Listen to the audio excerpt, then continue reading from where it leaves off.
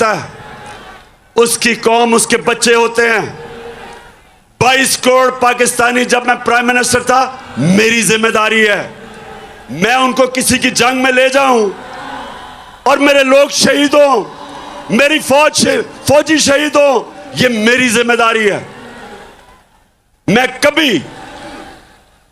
कभी अपने लोगों को किसी और मुल्क के लिए कुर्बान नहीं कर सकता।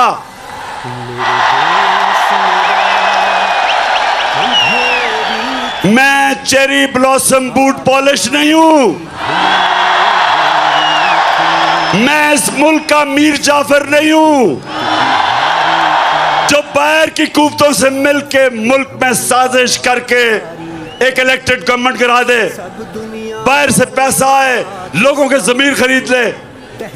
मैं नहीं, सुने, मैं पैसा नहीं दे सकता था। हमारी 4 गवर्नमेंट्स थी, 4 हुकूमतें थी हमारी। मैं नहीं पैसा खर्च करके लोगों को वापस खरीद सकता था। मैंने सिर्फ अवाम का पैसा, गवर्नमेंट का पैसा, अवाम का पैसा, मैंने वही पैसा चोरी करके जमीर खरीदने थे। लेकिन मेरे पाकिस्तानियों, मेरे में खौफ खुदा है, मैंने अल्लाह को जवाब देना है।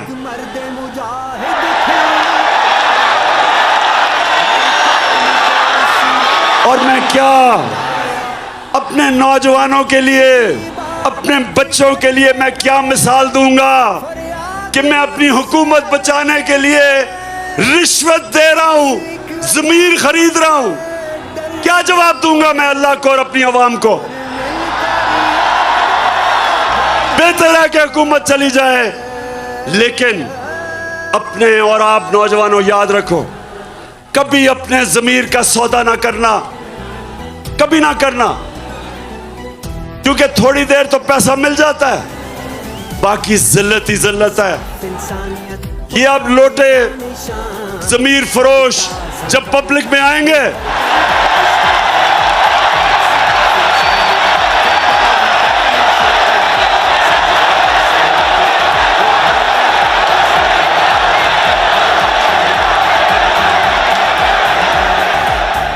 तो मेरे पाकिस्तानियों, कराची के बाशऊर लोगों, मैं इसलिए आपको कह रहा हूं कि अगर ये साजिश कामयाब हो गई, इसी तरह धमकियों में हमारे प्राइम मिनिस्टर घुटने टेक देंगे, अपने लोगों के मफादात के खिलाफ, अपने लोगों के मफादात कुर्बान करेंगे किसी और ताकत के लिए। इसलिए जरूरी है कि ये मीर जाफर की हुकूमत को हम कामयाब ना होने दें। तो पाकिस्तानियों, फिर सुने, एक जनरल मुशर्रफ ने घुटने टेके उनकी जंग में ले जाने के लिए, और दूसरी तरफ उसने पता कब घुटने टेके,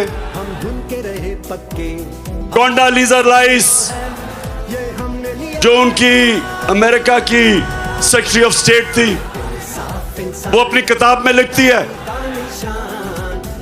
कि मैंने बेनजीर और जनरल मुशर्रफ को इकट्ठा किया, और क्योंकि हम चाहते थे कि हमारी जंग लड़े ये, तो मैंने इन दोनों को इकट्ठा किया, और तब जनरल मुशर्रफ ने एनआरओ दिया इन दोनों बड़े डाकुओं को, जरदारी को और नवाज शरीफ को। ये तब एनआरओ दिया गया, सारे इनके करप्शन के केसेस माफ कर दिए गए, ये फिर वापस आए। 10 साल इन्होंने मुल्क को लूटा, 10 साल मेरे ऊपर पहले दिन से प्रेशर डाला कि इनको एनआरओ दो, आज गवर्नमेंट गिरा देंगे, कल लॉन्ग मार्च कर देंगे।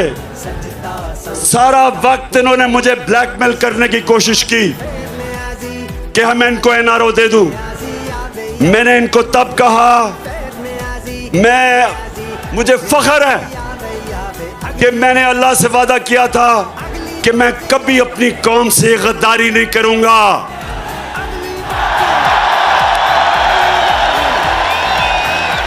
एनआरओ अब क्या हुआ? जो सबसे बड़ा जुल्म है ये अब मैं आपको बताने लगा हूं।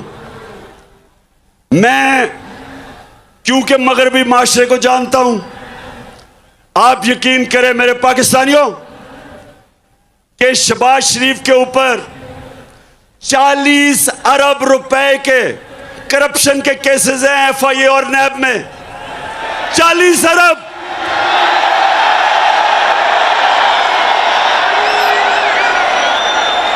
जो मैं मगरबी माशरा जानता हूं, अपने मुल्क में अगर ये शहबाज शरीफ वहां होता और इसके ऊपर 40 अरब रुपए के करप्शन के केस होते तो इसको मकसूद चपड़ासी भी ना रख सकते। हमारे मुल्क की तौहीन, इससे ज्यादा तौहीन क्या हो सकती है कि एक बेल के ऊपर, एक जमानत के ऊपर आदमी, उसको मुल्क का हमने प्राइम मिनिस्टर बनवा दिया। इन्होंने बनवाया। अपने मुल्क में इनके क्या इखलाकी स्टैंडर्ड्स हैं और हमारे मुल्क में इसको ऊपर मुसल्लत किया है। यानी ये हमें कितनी नीची नजर से देखते हैं। पाकिस्तानियों, ये हमें क्या समझते हैं कि एक जमानत के ऊपर डाकू को प्राइम मिनिस्टर बना दिया और जमानत में इसका जो बेटा है वो चीफ मिनिस्टर पंजाब का बन गया। सोचें, सारी पाकिस्तानी कौम, मैं आप सबको कहता हूं कि गौर से सोचें कि हमारे मुल्क से हो क्या रहा है। कहां उनकी जमहूरियत और उनकी मॉरल स्टैंडर्ड्स, उनकी अखलाकियात, और हमारे मुल्क से क्या किया जा रहा है। इनको इसलिए चोरों को मुल्क के सरबराह बनाते हैं क्योंकि ये चोर बड़ी आराम से इस्तेमाल हो सकते हैं। इनका अपने पैसे बचाने के लिए ये हर गलत काम करने के लिए तैयार हो जाते हैं, इसलिए इनको लेके आते हैं सामने। और अभी से ही, पहले से ही वो सिग्नल दे रहा है जी कि बेगर्स आर नॉट चूजर्स। उनको पहले ही पैगाम पहुंचा रहा है कि जो कौम मकरूज होती है उसको गुलामी करनी पड़ती है। शहबाज शरीफ तुम्हें गुलामी करनी